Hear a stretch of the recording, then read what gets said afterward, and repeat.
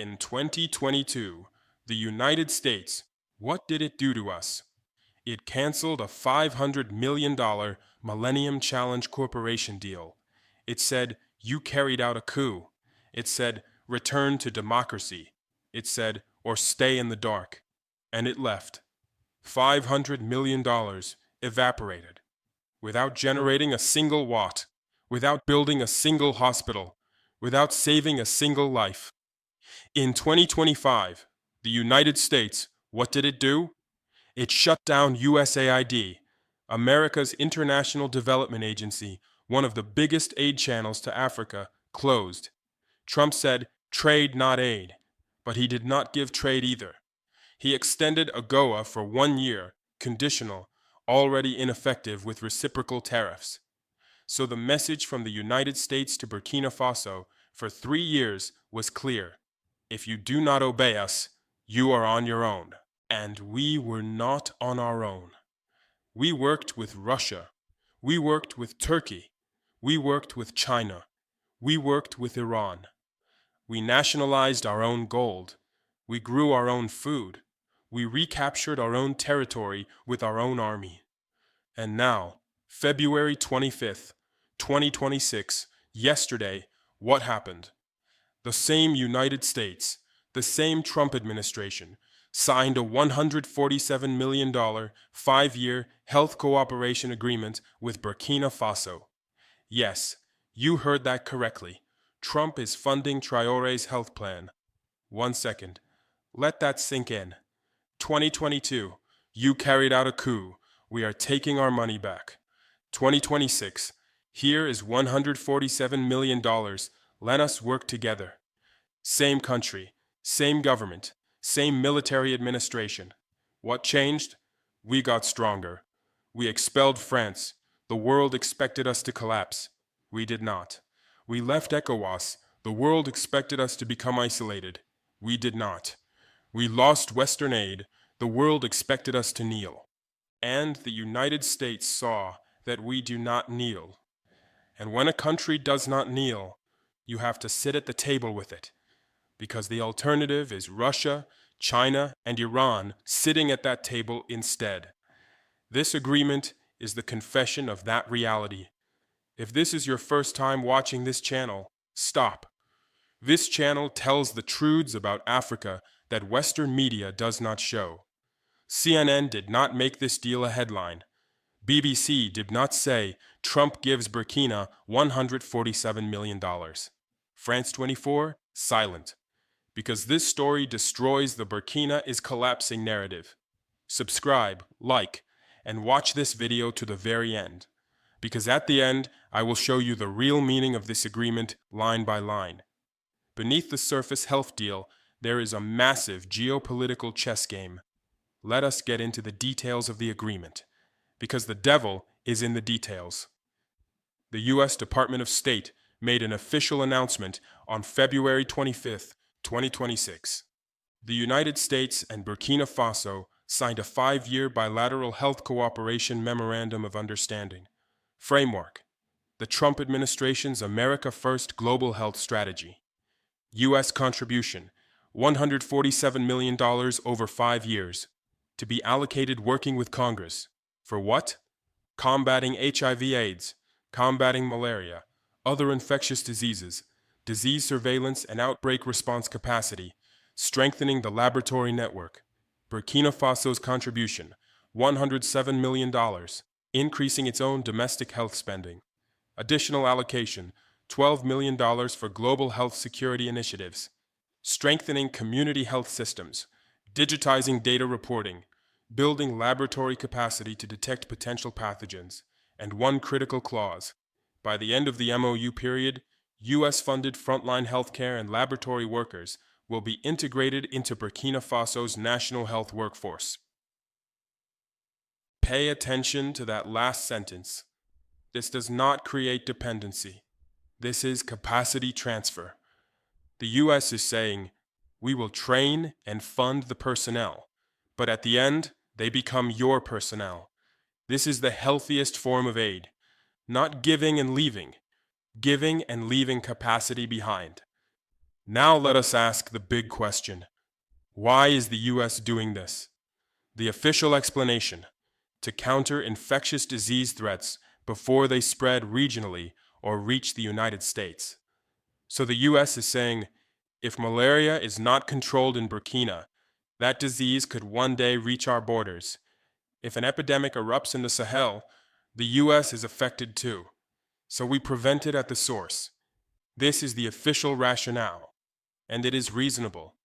But the reality is far deeper. First, Russia. Russia has established a military presence in Burkina. Russia provides weapons. Rosatom will build a nuclear power plant. Wagner and the Africa Corps provide security support. Russia has become the dominant power in the Sahel.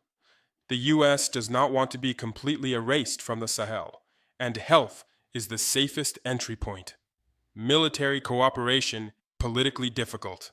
Trade, complicated because of the AGOA mess. But health? You can say, we are saving babies. Nobody can object. Second, China. Starting May 2026, China is applying zero tariffs to 53 African countries. China-Africa trade hit a record $295.6 billion in 2024. The U.S. is losing this race. Health agreements are a tool for the U.S. to maintain its diplomatic presence in Africa. Third, critical minerals. Burkina has gold. The Sahel has lithium. China controls Congo's cobalt. The U.S. is serious about mineral security and wants a footprint in the Sahel. The health agreement is the first step of that footprint. Do you know what is written in the fine print of the U.S. State Department announcement? As of February 25th, 17 bilateral health MOUs have been signed with countries. 17 countries: Botswana, Burkina Faso, Burundi, Cameroon, Côte d'Ivoire, Eswatini, Ethiopia, Kenya, Lesotho, Liberia, Madagascar, Malawi, Mozambique, Nigeria, Rwanda, Sierra Leone, and Uganda. Total, $18.56 billion, $11.33 billion in U.S. contributions, $7.23 billion in partner country contributions. This is not a single deal. This is a systematic U.S. soft power operation covering all of Africa, and Burkina Faso is one of those 17 countries. Under military rule, having expelled France, having left ECOWAS, allied with Russia, the U.S. could not skip Burkina, because Burkina is the heart of the Sahel. A Sahel strategy without Burkina is a body without a heart. Now let us read this from our perspective. What does this agreement mean for Burkina? First, a diplomatic victory. We bowed to no one. We expelled France. We lost the US-MCC deal. We withstood ECOWAS sanctions. We voted alongside Russia at the UN, and the US still sat down at the table. This sends a very important message. Sovereignty does not end relationships. It redefines them. We did not tell the US leave. We told the US come on equal terms. And the US, 4 years later, came on equal terms. Second, strengthening of health infrastructure. $147 million plus our own $107 million contribution equals $254 million over 5 years for the health system. Combine this with the Presidential Health Initiative. We are already building 55 municipal medical centers, 5 intensive care units, a cardiac institute, breast cancer diagnostic equipment, 15 mobile clinics reaching rural areas with Islamic Development Bank support, 12% of the national budget allocated to the Ministry of Health. And our malaria results are already dramatic. Cases, 10.8 million, down to 7.3 million, 32% decrease. Deaths, 3,523, down to 1,900, 48% decrease. 15 million insecticide-treated bed nets distributed. 4.9 million children received chemo prevention. The US $147 million will build on top of this foundation. We are not starting from zero. We are adding resources to a system that is already delivering results. Third, Capacity transfer, the most valuable clause in the agreement. The U.S. will finance and train, but at the end of the MOU period, that personnel becomes part of Burkina's national workforce. This is not dependency. This is capacity building. Doctors, lab technicians, field workers trained with U.S. money in 5 years become Burkina's own employees. This is exactly the model we want. Learn something from every partnership. Gain a capability from every agreement. When the partnership ends, remain standing. Fourth, and most importantly, the triumph of the multi-partnership strategy. For 3 years, we have been saying the same thing. Talk to everyone. Bow to no one. We work with Russia, weapons, nuclear, security. We work with Turkey, drones, military equipment. We work with China, trade, infrastructure. We work with Iran, defense cooperation. We work with the Islamic Development Bank, mobile clinics. And now we work with the United States, health. We are dependent on none of them. Russia will give us a nuclear power plant. The U.S. will strengthen our health system. Turkey will give us drones. China will open markets for us. Iran will give us defense technology. And from each one, we will take a contribution to our sovereignty, without giving our sovereignty to any of them. This is the rejection of Cold War logic. The Cold War said, you are either with us or with them. We say, we are with ourselves, and we work with everyone. Thomas Sankara said at the United Nations in 1984, we want to be friends with everyone, but we do not want to be anyone's slave. 40 years later, those words are coming to life. But is this not a trap, you will say? A fair question. The U.S. does not give anything for free. What do the analysts say? Europe Africa wrote that unofficially, the returns for Washington are strategic.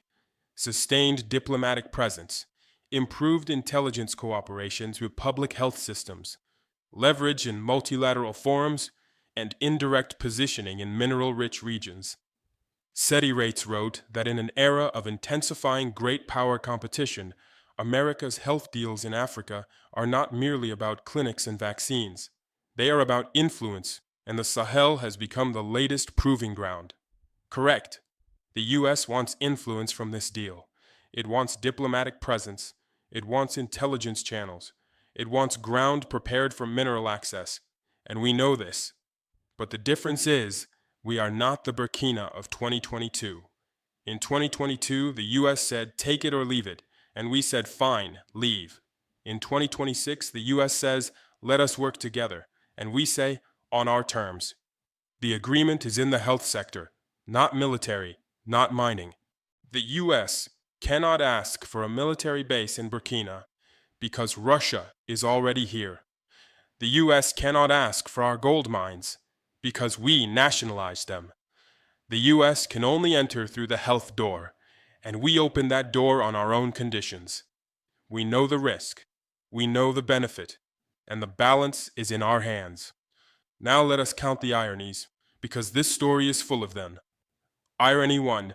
The U.S. canceled a $500 million deal in 2022, saying we do not work with military governments.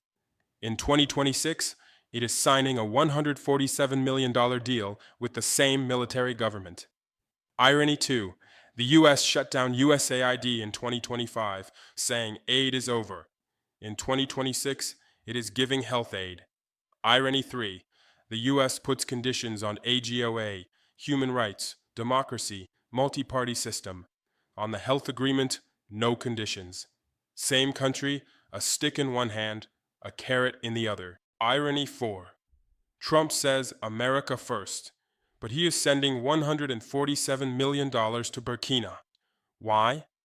Because America first actually means stop epidemics that could threaten us at their source. So Burkina's health is America's security. Irony 5. The Atlantic Council on February 23rd wrote an article calling Burkina the Sahel's most acute crisis. 2 days later, the U.S. government signed a $147 million deal with the same Burkina. The Pentagon analyst says crisis. The State Department says partnership. The U.S. cannot even agree with itself. And one more detail. Do not miss this. The U.S. announcement contains this sentence. This MOU integrates long-standing malaria and maternal child health programs with enhanced community health systems. Long-standing, meaning the U.S. had not completely cut health programs in Burkina, even after the coup. Behind the curtain, things were continuing. The U.S. told the public, "We do not work with military governments." But on the ground, health programs kept running. This is the real face of diplomacy. In front of cameras, tough talk. Behind cameras, pragmatism. And now the Trump administration has made that pragmatism official. Yes, military government. Yes, allied with Russia. But our health security is more important than all of that. Final word, directly to you. This agreement is not just a health agreement. It is proof that the world is changing. In 2022, the U.S. slammed the door.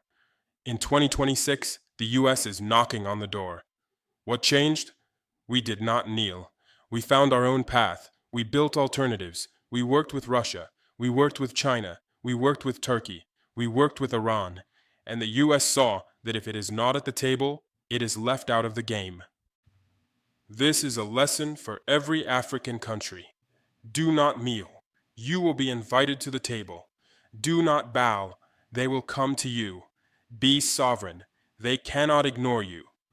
$147 million is nice, but what is truly valuable is that the United States had to sit at the table with a Burkina Faso that is under military rule, that expelled France, that left ECOWAS, that is allied with Russia. This is a victory beyond money. This is the victory of sovereignty. Write in the comments, is your country equal or dependent in its relationship with the U.S., and what needs to change? Send this video to friends across all of Africa. 17 countries signed the same type of deal with the U.S. What every one of them needs to know is this: you set the terms of the agreement, or they set them for you. Like, share, and subscribe. We are no one's enemy. We are friends with everyone. But we are no one's slave. Homeland or death, we shall prevail.